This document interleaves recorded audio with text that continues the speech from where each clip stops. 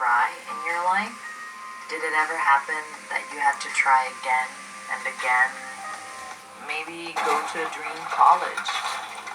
Or try out for the football team? Is it familiar?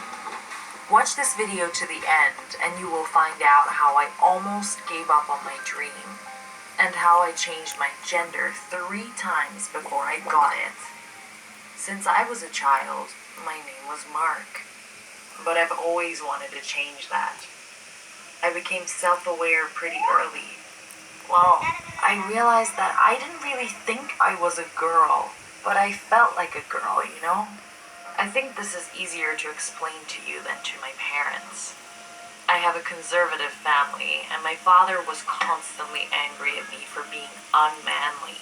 He demanded that the kindergarten teacher forbid me to play with the girls. He destroyed all my dolls when he found them, and I was badly hurt. I had to spend exactly 3 hours a day playing cars in the same room with him, shooting games on the console, or something else masculine. I didn't want to, you know? But if I failed somewhere, he would start yelling. And not only at me, but also at my mother. I was very afraid for my mother.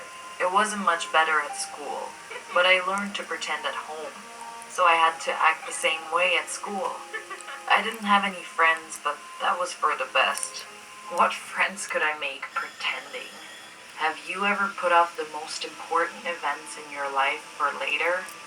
Graduation from school, from university, a vacation, moving to a new apartment or something like that.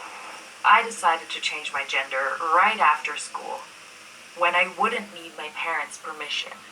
I had to make sure that no one found out about it before the time came, because my father would have locked me up at home and wouldn't let me see any doctors.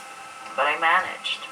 I was prescribed hormone therapy, and I was happy to run to the store to buy my very first dress in my life. I was lucky.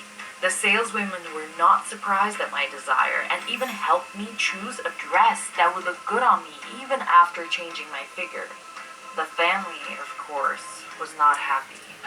My father cursed me, and it wouldn't have been a problem at all, but he took it out on my mother, and I was scared for her. My hormones were poorly absorbed because of the constant stress.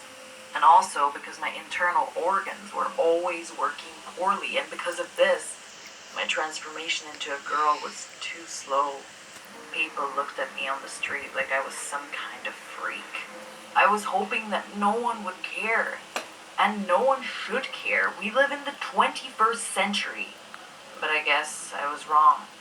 All my hopes were that after school I would become myself and my life would change.